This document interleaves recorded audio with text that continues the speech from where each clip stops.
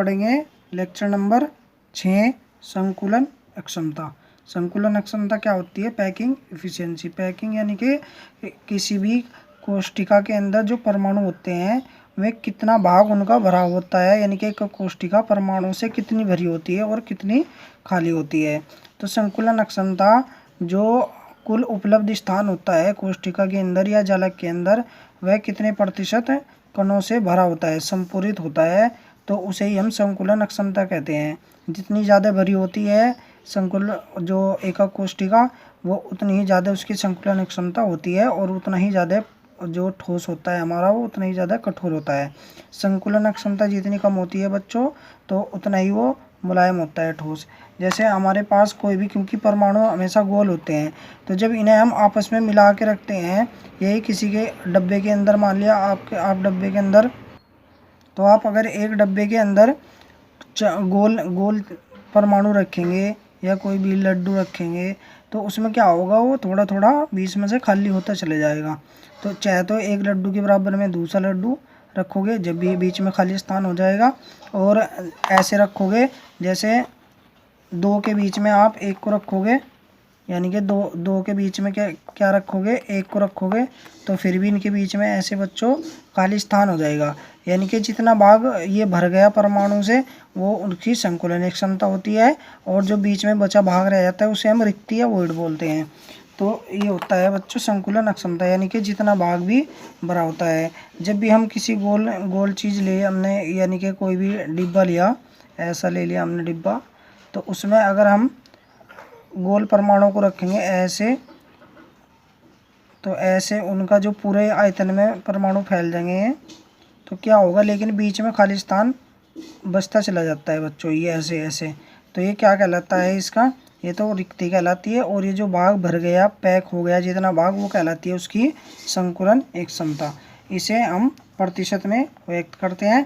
और एकक कोशिका जो हमारी होती है, उनके लिए फार्मूला क्या होता है संकुलन क्षमता निकालने का बच्चों? एकक कोशिका में प्रभावी परमाणु की संख्या, एकक कोशिका में प्रभावी परमाणु की संख्या गुणा एक परमाणु का आयतन, और पूरे के बटे एकक कोशिका का आयतन, और गुणा 100। तो मैं बता दूं बच्चों, जिन्होंने हमारा लेक्चर नंबर 4 और 5 नहीं देखा, अब उन बच्चों को समझने में बहुत मुश्किल होगी, क्योंकि हमने पहले ही समझा चुके हैं। तो जिस बच्चों ने हमारे पहले लेक्चर नहीं देखे, वो पहले उन्हें देख ले, फिर आगे इन्हें आसानी के साथ समझ सकते हैं। एकक कोशिका में प्रभावी परमाणुओं की संख्या हमने निकालनी पहले ही बता दी थी। तो उसमें सिंपल क्यूबिक में हमने बता दी थी बच्चों, सिंपल क्यूबिक में कितनी होती है, तो सिंपल क्यूबिक में मैंने बता दी बच्चों, निकाल के दिखाई थी। उनके 8 कोणों पे परमाणु होते हैं, 8 गुणा 1/8 करके बच्चों 1 आई थी। फिर बीसीसी में हमारी कितनी होती है बच्चों? बीसीसी में होती है 2। फिर एफसीसी में हमारी कितनी होती है बच्चों? 4। तो ऐसे मैंने ये निकालनी सिखा दी थी। तो इन्हें प्रभावी परमाणु की संख्या को हम कैसे प्रदर्शित करेंगे बच्चों? जेड से। और एक परमाणु कैसे होते हैं? गोल। और परमाणु का आयतन यानी कि गोले का आयतन होता है बच्चों 4/3 πr3। और एक कोशिका यानी कि घन का आयतन होता है बच्चों भुजा की 3। और घन की भुजा हम मानते हैं a, तो a की 3 हो गया। और प्रतिशत में निकालने के लिए गुणा 100। तो सबसे पहले हम ये निकाल लेंगे सरल घनीय जालक में संकुलन क्षमता यानी कि SCC यानी कि सिंपल क्यूबिक में। तो ये 2019 में भी आ चुका है बच्चों, पहली बार ही क्वेश्चन आ चुका था जब NCERT का कोर्स लगा था हमारे यूपी बोर्ड में, तो पहली बार में ही आपका ये क्वेश्चन आ चुका था। तो अब इसके बारे में बहुत ही आसान है। माना घन की कोर अथवा भुजा की लंबाई कितनी है बच्चों? a है। और प्रत्येक कण की, क्योंकि कण कैसे होते हैं? गोलाकार होते हैं, उसकी त्रिज्या कितनी मान ली हमने? r। तो जैसे मैंने पहले भी बताया था पिछली बार, जिन बच्चों ने हमारा लेक्चर देख लिया उनके आसानी के साथ समझ में आ जाएगा। तो इसमें क्या होता है कि 8 कोनों पे तो परमाणु होते ही होते हैं इसमें, 8 के 8 पे ना मैंने दिखा के 2 पे दिखाता हूँ मैं इसमें सोल्व करने के लिए। तो घन की प्रत्येक भुजा कितनी होती है बच्चों? बराबर होती है a। तो और परमाणु की त्रिज्या कितनी होती है बच्चों? r। तो ये a किसके बराबर हो गई बच्चों? r plus r। तो a बराबर r प्लस r यानी कि a बराबर 2r।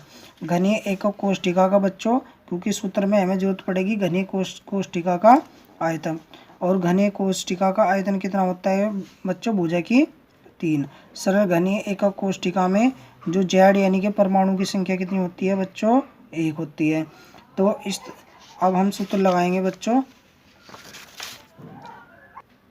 तो बच्चों संकुलन अक्षमता का सूत्र लगाते हैं। क्या सूत्र था बच्चों, यानी कि एकक कोष्ठिका में जो प्रभावी परमाणु की संख्या उसे हम शॉर्टकट में लिखते हैं जेड गुणा एक परमाणु का आयतन और बटे में पूरे के एकक कोष्ठिका का आयतन गुणा 100। तो जेड जो का तो हो गया, एक परमाणु का आयतन क्या होता है 4/3 पाई आर की 3 और एकक कोष्ठिका का आयतन कितना होता है बच्चों 1 की 3 गुणा 100। तो जेड यानी कि हमारा कौन सा कोष्ठिका है, ये हमारी सिंपल में जेड की वैल्यू कितनी होती है बच्चों 1। ये 4/3 पाई आर की 3 गुणा 100 और हमने बच्चों ए का मान रख दिया 2r। तो ए का मान 2r रखने पर तो अब 1 गुणा 4/3 पाई आर की 3 और नीचे देखो 2 की पावर 3, 2 की पावर 3 का मतलब क्या होता है बच्चों 2 गुणा 2 गुणा 2 यानी कि कितना आ जाएगा बच्चों 8 और r की पावर 3 का मतलब r की पावर 3 आ गया बच्चों। फिर हम इसे आगे सोल्व करेंगे बच्चों। तो ये 4 पाई आर के 3 था, ये 4 पाई आर के 3 ये तो हमने बच्चों ऊपर ही रख लिया और जो 3 ये नीचे था बटे में इसे हमने नीचे रख दिया बटे में। तो और 8 आर की 3 जो का तो जो ये नीचे था। तो अब आर की 3 से आर की 3 कट गया बच्चों और अब नीचे चलते हैं और 4 से ये 8 कट जाएगा, कितनी बार कट जाएगा बच्चों 4 से 8 2 बार, यानी कि ऊपर क्या बचा हमारा पाई और नीचे बचा 3 गुणा 2 और गुणा में 100। अब 2 से हम 100 को काट देंगे तो 2 से जब 100 को काटेंगे बच्चों कितना आ जाएगा 50। तो पाई बटे 3 गुणा 50 और यानी कि पाई की वैल्यू कितनी होती है बच्चों 3.14। तो इंटू में कितना आ गया बच्चों 50 और बटे 3 जब गुना करेंगे 50 की 3.14 में तो 157.00 आएगा बच्चों और 157 को 3 से भाग करके हमारा आता है बच्चों 157 को 3 से भाग करके आता है बच्चों 52.33। तो इसे हम लिखते हैं 52.4%। यानी कि जो हमारा सिंपल क्यूबिक क्रिस्टल होता है उसके जो हमारा क्या नाम संकुलन अक्षमता होती है यानी कि कितना भरा हुआ भाग होता है वो 52.4% और खाली कितना होता है तो रिक्ति कितनी आ जाएगी बच्चों जब हम इसमें से 100 में से परसेंट कितने का होता है 100 का और 52.4 इसमें से माइनस कर देंगे तो हमारा आ जाएगा बच्चों 10 में 4 जा कितने बचेंगे बच्चों 6 और 9 में 2 जाए 7, 9 में 5 गए 4, यानी कि ये इतना रिक्त होता है। कितना रिक्त होता है यानी कि 47.60 ये रिक्त होता है, यानी कि इतना भाग तो इसका भरा होता है 52.4, बाकी इतना भाग खाली होता है, यानी कि ये सिंपल क्यूबिक इतना ठोस नहीं है बच्चों हम FCC या CCP और इसे फलक केंद्रित बोलते हैं हिंदी में। तो बच्चों इसमें क्या होता है 8 कोनों पे तो परमाणु होते हैं और 6 फलकों में भी परमाणु होते हैं, जैसे मैंने पहले लेक्चर में भी बता रखा है आपको। तो इसमें मैं ज़्यादा डिटेल में बात नहीं करने का। इसमें एक कोई से फलक पे हम ले लेते हैं जिसमें परमाणु अटैच होते हैं। तो इसमें हमने वही मान लिया कोर की लंबाई कितनी है बच्चों A और परमाणु की त्रिज्या कितनी है बच्चों R तथा फलक विकर्ण हमारे पास एक फलक का कोई से का भी हमने विकर्ण ले लिया, उसे मान लिया हमने AF। तो वो कितना हो गया बच्चों मान लिया B है हमारे पास। ये पूरा यहाँ से यहाँ तक जो फलक है हमारे पास यहाँ से यहाँ तक ये कितना मान लिया हमने बच्चों B। और परमाणु की त्रिज्या कितनी होती है बच्चों R, ये होती है पूरी 2R और ये कितनी होती है R। तो बच्चों अब त्रिभुज AEF में ये त्रिभुज ऐसा बन जाता है बच्चों जैसे ये देखो आपका कोई सा भी एक फर्श है, इसमें ये आपका हो गया EF और ये हो गया BA। तो इसमें क्या होगा इसमें तो ये तिरछा दिखाई देता है जैसे मैंने पहले भी बताया था और ये ऐसे होते हैं घन की प्रत्येक भुजा चारों तरफ से बराबर होती है, सारे कहीं से ऐसे बिल्कुल चौकोर होती है, किधर से भी देख लो आप। तो ये होती है 6 के 6 फलक बिल्कुल सेम होते हैं। तो ये यहाँ पे चित्र में तो ऐसे तिरछे दिखाई देते हैं परंतु ये होते नहीं ऐसे, ठीक है जी। तो इसमें क्या होता है ये हमारी AB हो गया ऊपर की और नीचे EF हो गया, इसमें बीच का जो विकर्ण हो गया बच्चों ये हो गया, ये हमने B मानना है। और भुजा कितनी होती है बच्चों घन की A। तो हमने कौन सा अब ये हमारा विकर्ण हो गया तो त्रिभुज AEF में वही समकोण त्रिभुज में क्या होता है कर्ण का वर्ग बराबर होता है लंब का वर्ग प्लस आधार का वर्ग। तो AF का स्क्वायर प्लस बराबर होता है AE का स्क्वायर प्लस ए एफ का स्क्वायर। तो बच्चों आगे चलते हैं इसमें। तो ए एफ की वैल्यू कितनी होती है बच्चों, बी स्क्वायर, और ए ई कितनी है हमारी भुजा ए, और ई एफ भी कितनी है बच्चों, ए। तो ए स्क्वायर प्लस ए स्क्वायर कितना आ जाएगा बच्चों, 2a स्क्वायर। तो बी बराबर आ जाएगा अंडर रूट 2a स्क्वायर, और बी बराबर आ जाएगा बच्चों अंडर रूट 2a। ये समीकरण नंबर 1। परंतु चित्र से हमें क्या दिखाई देता है, चित्र से हमें दिखाई देता है कि जो b है हमारा वो r प्लस 2r और r यानी कि 4r के बराबर है। तो हमने b बराबर कितना रख दिया बच्चों, 4r।